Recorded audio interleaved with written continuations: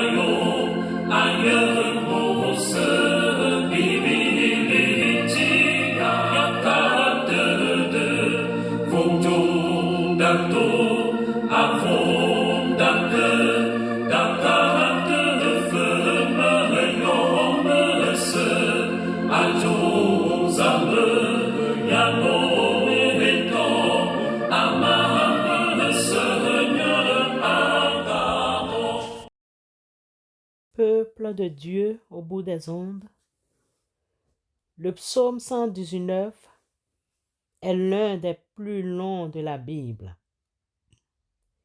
Il est une célébration de la loi de Dieu et il exprime l'amour profond du psalmiste pour ses paroles.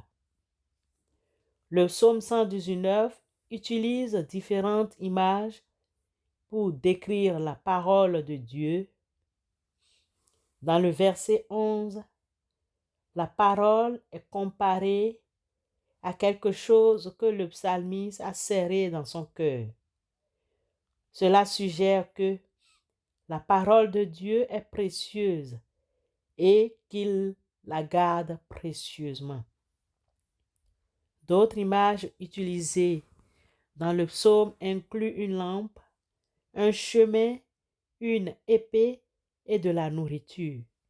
Toutes ces images nous parlent de la valeur et de la puissance de la parole de Dieu. Le verset 11 du psaume 119 est particulièrement frappant. Je serre ta parole dans mon cœur afin de ne pas pécher contre toi. Retenons quelques points clés pour en comprendre le sens. D'abord, l'importance de la parole de Dieu. Vous le savez, la parole de Dieu est précieuse et puissante.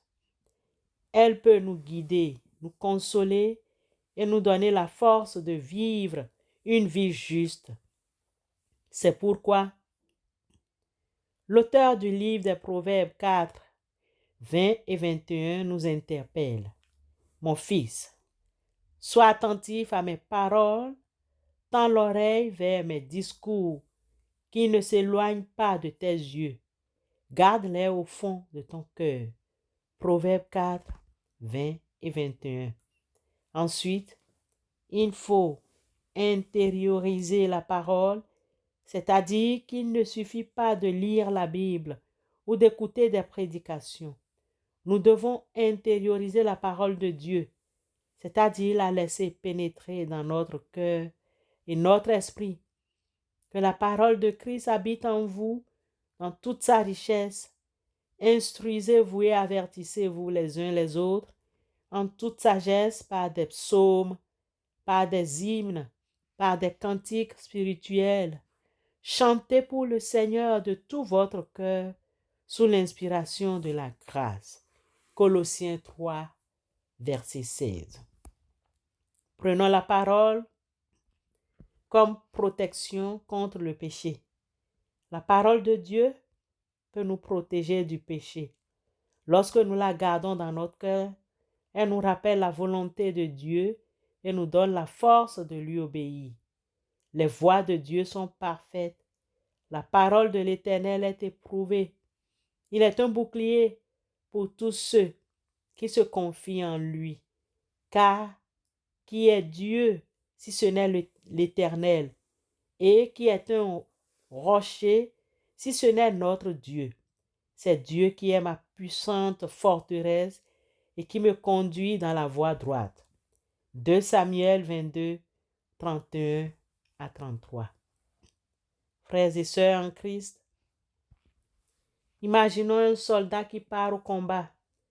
Il sait qu'il va affronter les dangers et qu'il a besoin de protection. Il porte donc une armure et emporte une arme. De même, nous avons besoin de la parole de Dieu. C'est une protection pour affronter les défis de la vie. Lorsque nous la gardons dans notre cœur, elle est comme une armure qui nous protège du péché. Cependant, comment pouvons-nous intérioriser la parole de Dieu? La réponse est fort simple.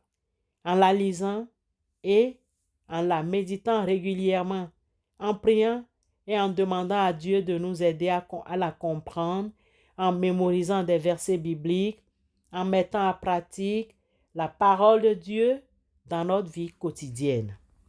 Pour terminer, comment pouvons-nous utiliser la parole de Dieu pour lutter contre le péché?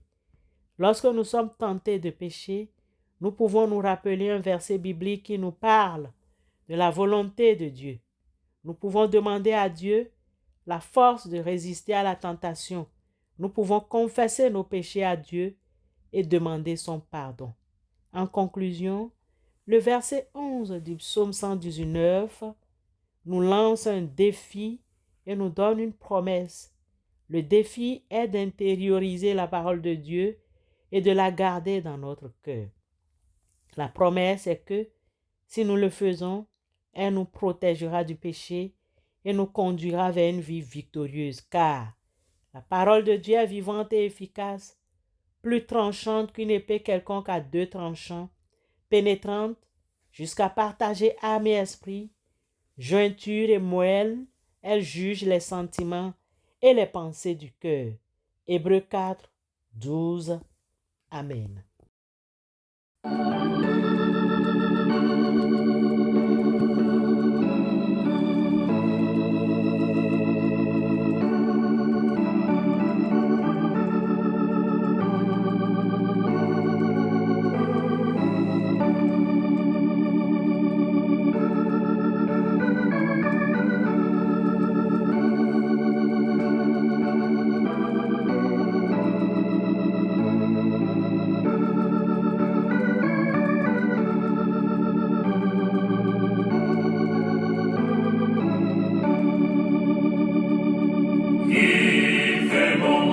Service, Jésus mon sauveur, qu'il est tout le sacrifice que t'offre mon cœur.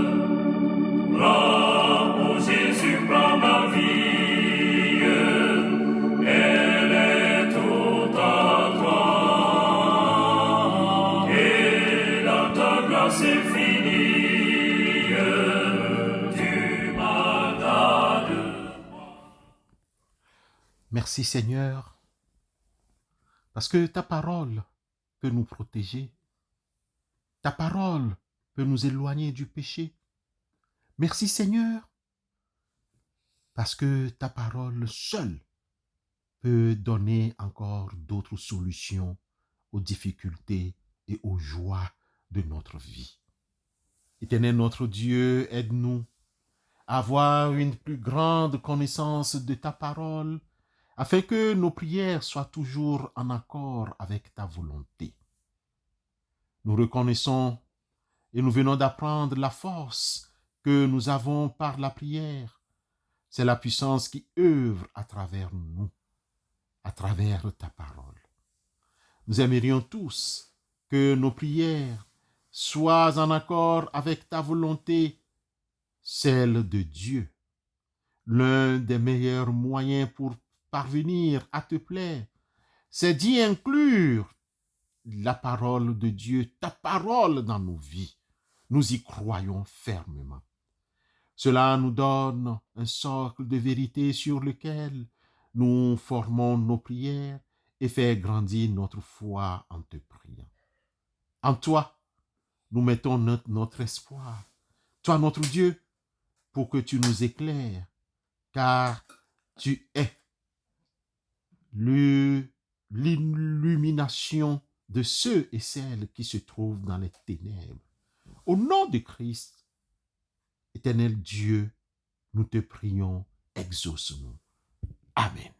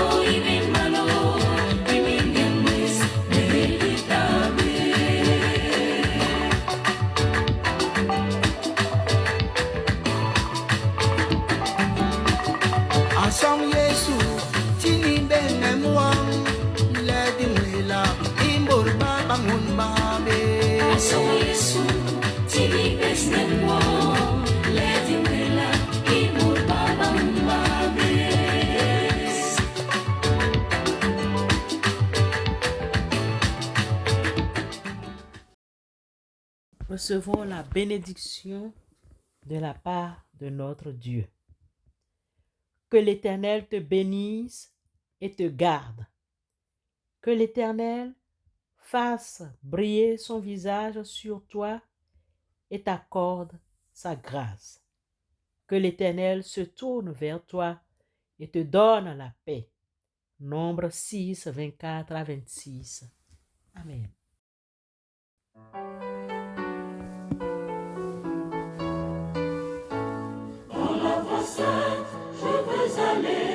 Aussi loin que tu me conduis, sous ta houlette, je peux monter, toujours plus haut si je te suis.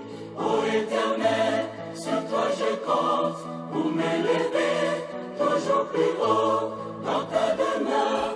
Au bout du compte, j'ai mon plus